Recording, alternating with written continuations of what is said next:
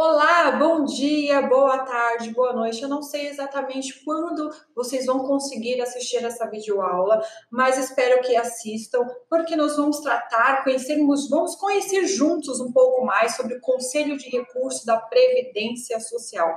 Mas, primeiramente, meu nome é Shirley Freitas. Eu sou especialista em direito previdenciário, atuo diretamente nos processos administrativos previdenciários, né? E deixar aqui uma pergunta para vocês.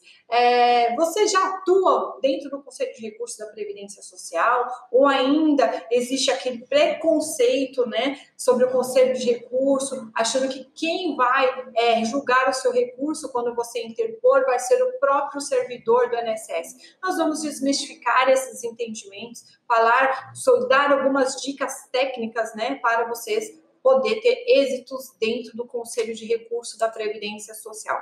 Então, vamos passar a entender um pouco mais como funciona ali a questão do Conselho de Recursos, né? O recurso administrativo. De um lado, nós temos o INSS, do outro lado, nós temos o Conselho de Recursos da Previdência Social. O INSS não está atrelado ao Conselho, nem o Conselho de Recursos está atrelado ao INSS. Por quê? O Conselho de Recursos da Previdência, ele faz parte do Ministério da Cidadania. Então, ele tem autonomia para julgar os seus benefícios. Ele não está atrelado às instruções normativas do INSS, que por muitas vezes nos deixam muito engessados ali naquele entendimento, e nós não podemos trazer outros conhecimentos subsidiariamente ali dentro do processo administrativo em primeira instância, certo? O Conselho de Recursos da Previdência Social, ele é formado por membros do governo, da classe trabalhadora e membros da própria sociedade.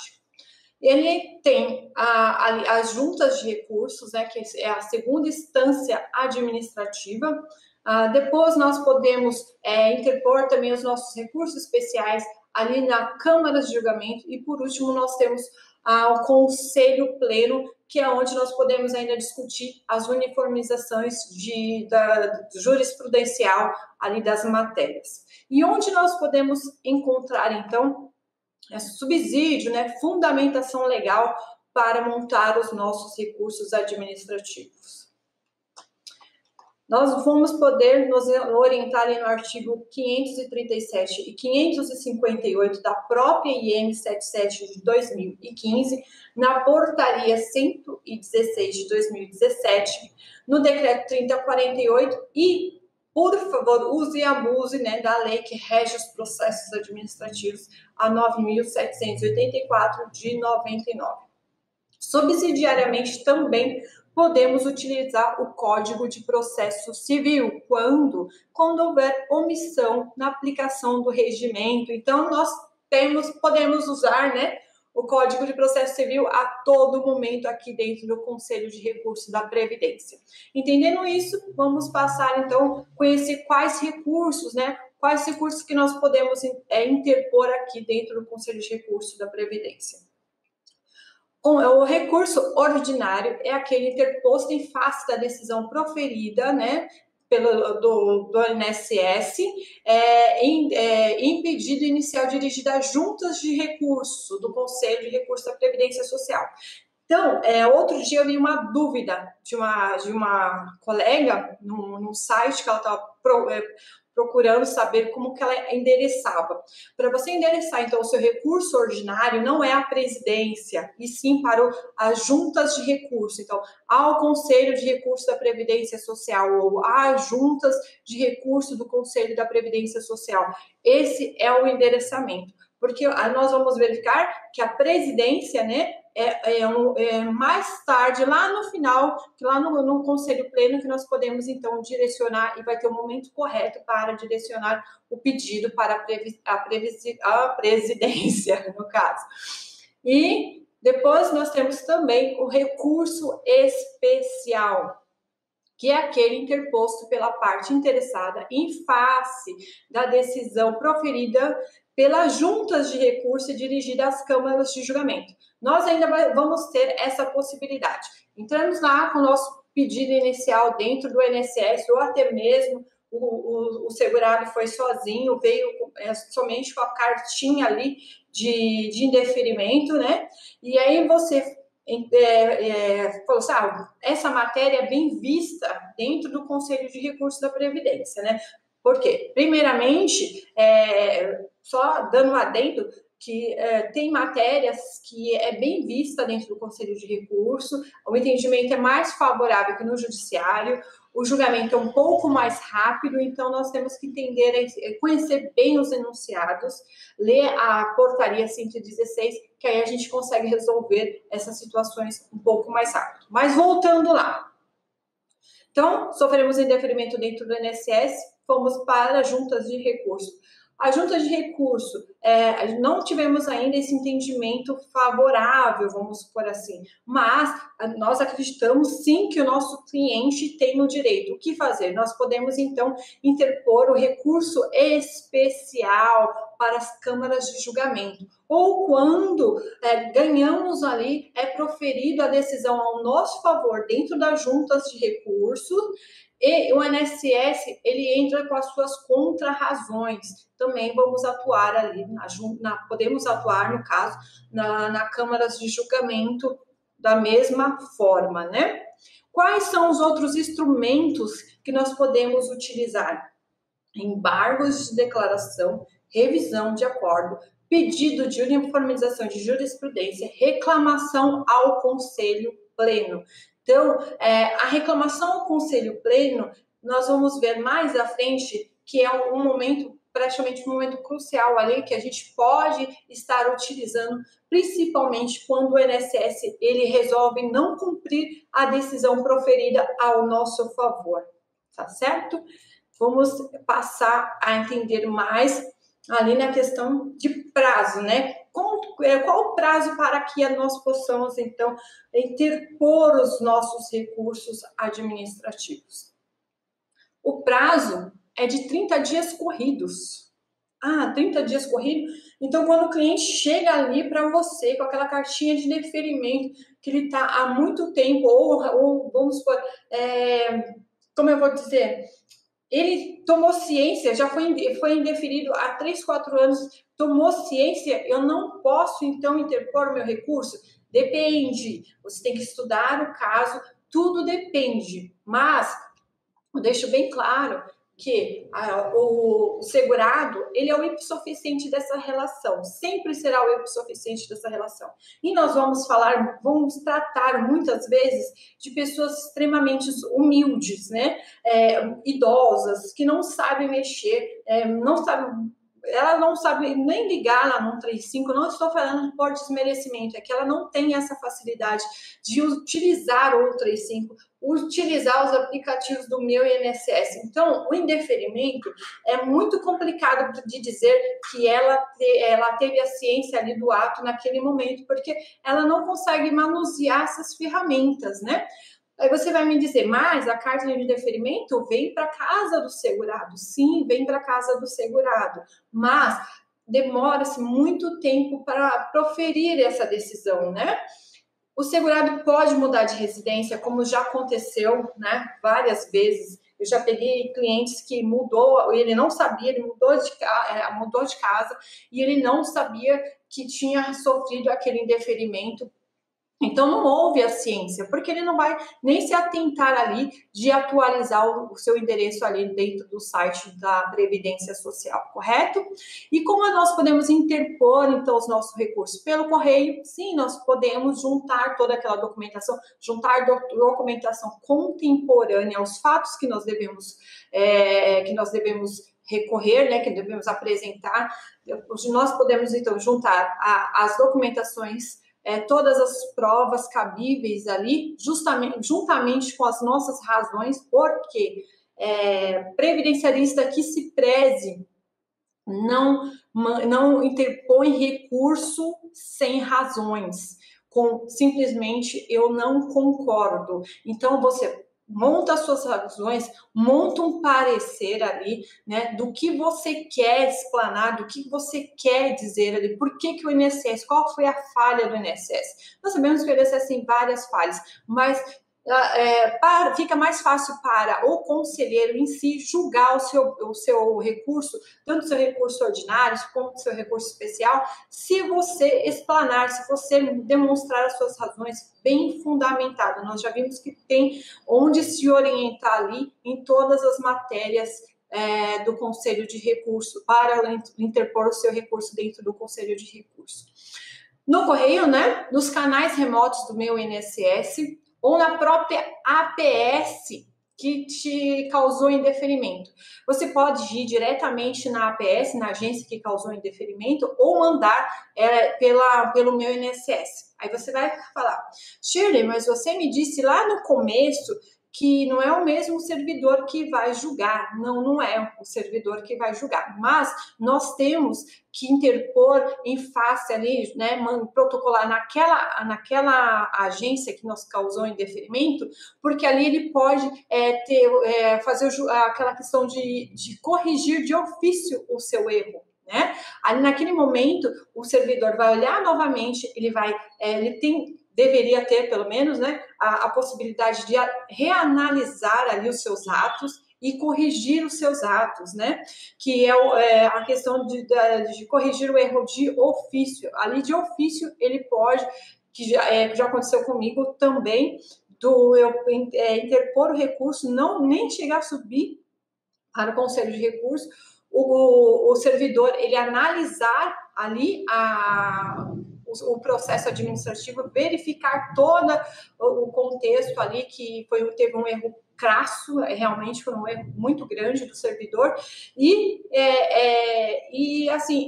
converter o indeferimento em concessão do benefício automaticamente. Isso demorou, eu acho que em média, no meu caso, demorou, eu acho que foi de 10 a 15 dias, mais ou menos. Então, tem essa possibilidade aí do juízo de retratação dentro dos processos administrativos. Outro detalhe, o processo é administrativo, você não precisa ficar indo até a agência, você pode consultá-lo ali no conforto do seu escritório, no conforto da sua casa, se for o caso. Não tem custas processuais e caso não alcance o direito ainda, você poderá recorrer ao judiciário. E uma ferramenta que eu trago para vocês, que poucos usam e deveria usar muito, né, é a sustentação oral. Por que a sustentação oral? Naquele momento que você pede para falar, para explanar, para arguir o direito do seu cliente, os processos, ele vai sair daquele lote, né? Porque geralmente os conselheiros, como muitos processos, ele vai julgar em lote. Muitos processos ali é interposto pelo próprio segurado. Está faltando documentação, está faltando diversas informações e o seu processo vai ser julgado ali naquele lote, daquela mesma forma, né? A hora que o conselheiro tirar ali aquele processo, aquele recurso para olhar, ele vai ter um olhar mais atento. A hora que você pediu a sustentação oral e você pode, até mesmo na sessão de julgamento, explanar, dizer da forma que você quiser, assim, que você acha necessário para convencer o conselheiro que aquele direito, que o seu cliente faz jus àquele direito ao melhor benefício que você está ali pleiteando, correto? A questão de juntar novos documentos, sempre tem essa questão de juntar novos documentos, né? Tem a possibilidade, sim, de juntar os novos documentos, sempre foi bem visto dentro do Conselho de Recurso, só que nós devemos ficar atentos ao seguinte detalhe aqui. Depois o decreto 10.410, agora de 2020, surgiu, né, trouxe à tona uma questão que já havia dentro dos manuais ali do Conselho de Recurso, que é usado também ali na revisão dos atos de indeferimentos, que é a questão de juntar novos documentos e começar como se fosse um novo processo. Por quê? Algumas vezes a questão dos novos documentos não está comungando ali com aquele primeiro entendimento, né? Que é o que foi visto ali no recurso, que foi interposto pelo recurso. Então, nós temos que ficar sempre atento na questão dos novos documentos. Outra questão que eu chamo à tona, principalmente quando você vem tentar provar a atividade especial, né? Porque algumas vezes o INSS, eu costumo dizer, procura pelos em ovos, porque ele se apega em qualquer detalhe para não enquadrar o perfil profissiográfico previdenciário. Nesse momento que ele se apega em qualquer coisa, até o carimbo da empresa, se estiver faltando o carimbo da empresa muitas vezes, ele não vai enquadrar aquele formulário, correto? Ao meu ver, você pedir para a empresa, já que você o PBB está tudo correto, só você não prestou muita atenção ali, ficou faltando o carimbo da empresa, só faltou o carimbo da empresa, e pedir para a empresa carimbar, eu entendo que não é um documento novo. Eu acho que os conselheiros, por ter uma visão mais pendente para o segurado, mais do que lá dentro do próprio INSS, também entenderia isso como um documento que já permanecia ali, que já fazia parte do primeiro pedido ali da interposição do recurso, ou para juntas, ou também, no caso, se for para as câmaras de recurso. Eu trouxe exemplos que vocês podem estar juntando, que é tempo de contribuição, perfil profissiográfico previdenciário, relatórios médicos. Você pode pedir dentro do processo, também dentro do recurso administrativo, justificação administrativa, entre outros instrumentos. E os recursos, né, os instrumentos cabíveis, aqui ó, você pode utilizar, lembra que eu falei, usar subsidiariamente o Código de Processo Civil? Então, tem a possibilidade, né, de antecipação de tutela. Se nós temos essa possibilidade, por que não, para não enriquecer, então, o seu recurso administrativo, né? Para que o conselheiro, ele olhe ali seu recurso e veja que você trouxe, que você está movimentando o seu recurso de uma forma que como eu vou dizer, uma forma mais completa, né? Com mais subsídio, demonstrando ali os direitos realmente do segurado. Prioridade de tramitação aos idosos acima de 60 anos com deficiência física ou mental, está lá na lei que rege os processos administrativos 9.784 de 69. Tem as medidas cauteladoras, também está na Lei 9.784, artigo 45, que diz o seguinte, ó, em caso de risco iminente, a administração pública poderá motivadamente adotar providências acauteladoras. Então, se eles nos dão essa possibilidade de utilizar, por que não trazer no nosso recurso administrativo, né, ali nas nossas razões, por que queremos que reveja aquele ato do INSS, não de uma forma simplesmente que o meu cliente está passando por necessidade, que isso eu acredito que o conselheiro não tem parâmetros para avaliar ali o seu recurso.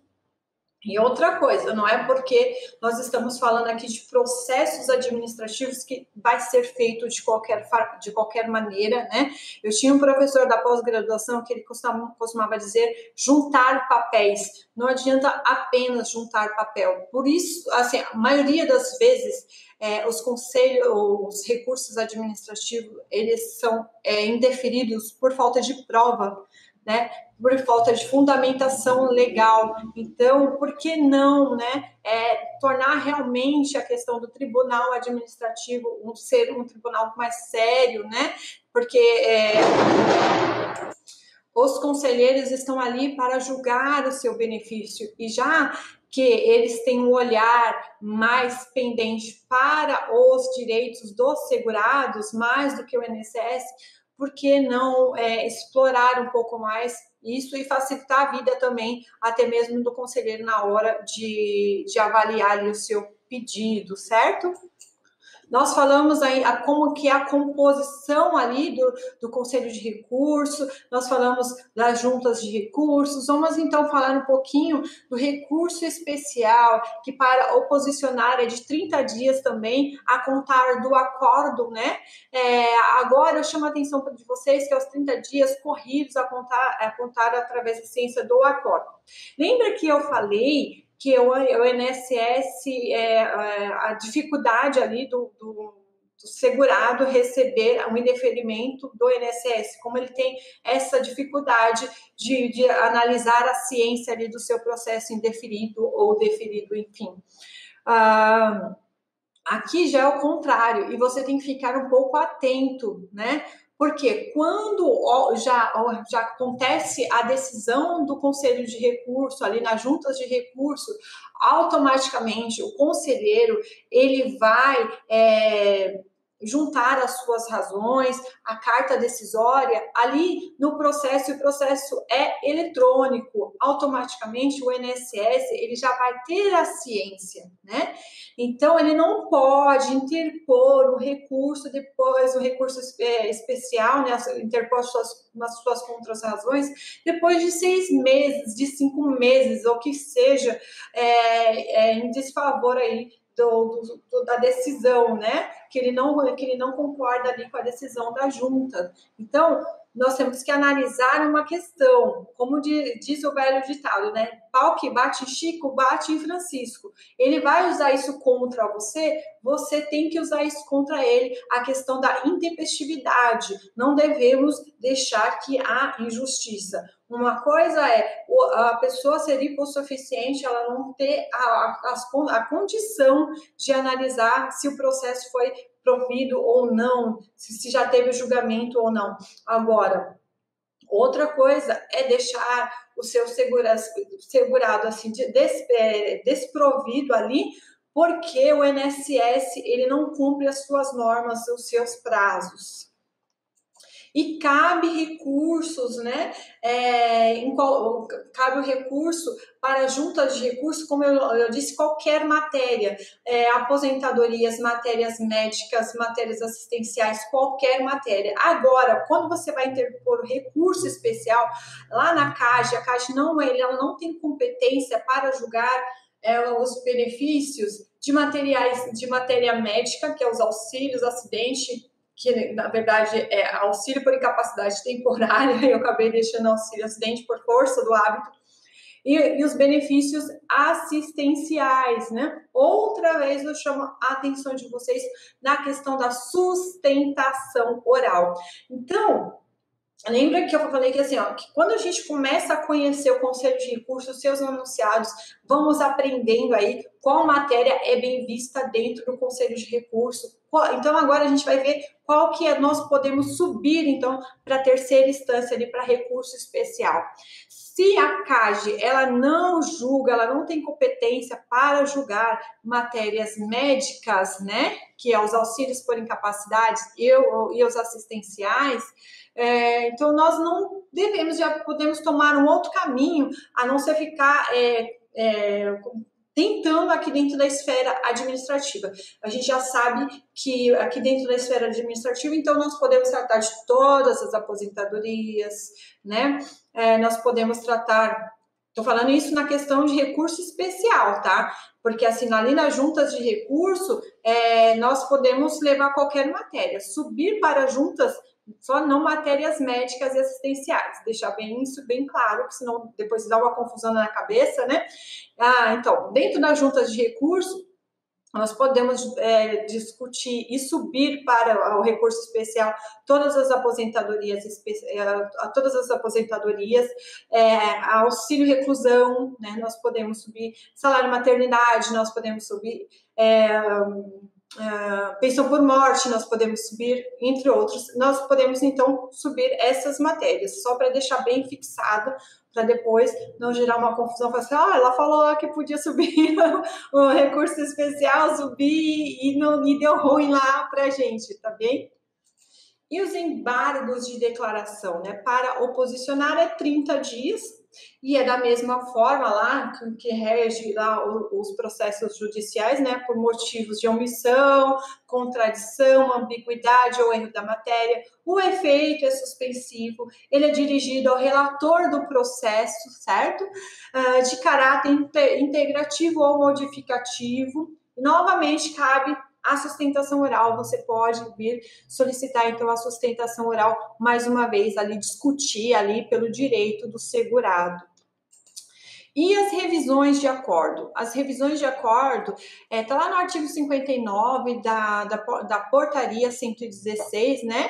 Todas essas informações que eu passei para vocês, vocês encontram lá na portaria 116 de 2017, tá toda embasada lá para vocês estudarem.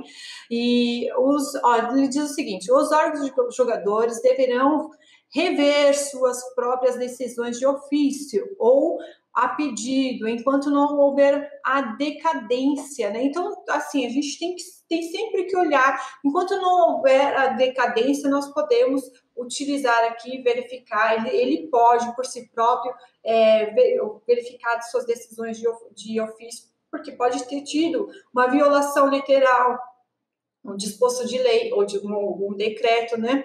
Aí o segundo parágrafo diz o seguinte: a divergência dos pareceres da consultoria jurídica aprovada pelo Ministério do Estado de Desenvolvimento Social e Agrário, bem como as súmulas, os pareceres da Advocacia Geral da União, na forma da lei, né? Então a gente tem que verificar essas questões e ficar sempre atento que ele realmente pode estar corrigindo no período aí de 10 anos, caso ele tenha tido alguma violação aqui, né? Da mesma forma que nós podemos corrigir também, mas, assim, não há decadência quando o fato gerador foi omitido por um erro, realmente um erro de matéria, né? Quando o servidor acaba ocorrendo uma falta de... Ele é omisso, né? Quando a administração pública ela é omissa em algum fato ali e acaba ocorrendo um erro que prejudique a vida do segurado, a vida do seu cliente. Então, você sempre fica atento. Um conselho, assim, uma dica bem prática que eu dou para vocês... nunca desmereça aquelas cartinhas que o segurado traz de indeferimento, porque algumas vezes aquela cartinha ali, ela tem um tesouro guardado, porque o INSS, muitas vezes, o que acontece? O segurado, ele vai lá e pede aposentadoria por idade, e ele indefere porque não tem tempo rural. Não é de maldade, é muito trabalho, eu acredito, né? Graças a Deus, eles têm muito trabalho. Então, assim, algumas coisas passam batido, algumas vezes é pedido, e realmente é pedido para quem trabalha realmente assim, com processos administrativos, dá para verificar isso, que algumas vezes é pedido uma coisa e o INSS acaba indeferindo outra situação que não vem ao caso, né? Então, dá para se olhar e mudar esses entendimentos. E nessa questão de erro, não tem prescrição e nem decadência. E quando o INSS corrige, ele paga todos os atrasados pelo dano causado ali causado por eles ao segurado. E dos procedimentos aplicados ali no Conselho Pleno, né? O pedido de uniformização de jurisprudência 30 dias também para você solicitar, né? Divergência de interpretação em matérias de direito comprovado por 5 anos dos acordos, reclamação dirigida ao presidente, aí é dirigido ao presidente, né? Aí é encaminhado ao presidente do órgão julgador que fará ao juízo de admissibilidade, ele vai verificar o que foi ocorrido, cabendo recurso ao presidente do Conselho de Recursos da Previdência Social. E por último, mas né, que devemos falar sempre das reclamações ao Conselho Pleno, porque algumas vezes o INSS, você vai lá, você vai ter toda aquela luta, né? Você vai pegar, vai fazer seu recurso todo bonitinho ali, vai fundamentar toda aquela matéria, vai chegar no dia lá da sessão de julgamento, nas juntas de recurso, vai arguir, vai falar e vai ser proferido. Passa ali os menos de 30 dias, que esperamos que seja, o INSS vai lá e entra com recurso especial, interpõe, né, as contrarrazões ali no recurso especial. Aí o que acontece? Você faz tudo de novo, discute a matéria, se prepara tudo de novo e é proferido novamente a decisão ao favor do seu cliente. Aí o INSS fala, não vou pagar, deixa ele lá. né? E não é bem assim, né? Porque, ó, em caso de não cumprimento da decisão definitiva do órgão julgador, né, que é o Conselho de Recursos da Previdência Social, no prazo, que é o prazo de 30 dias também, você tem que juntar um requerimento instruído com cópia da decisão, né, não cumprida, e dirigida ao presidente de recursos ao presidente do Conselho de Recursos da Previdência Social.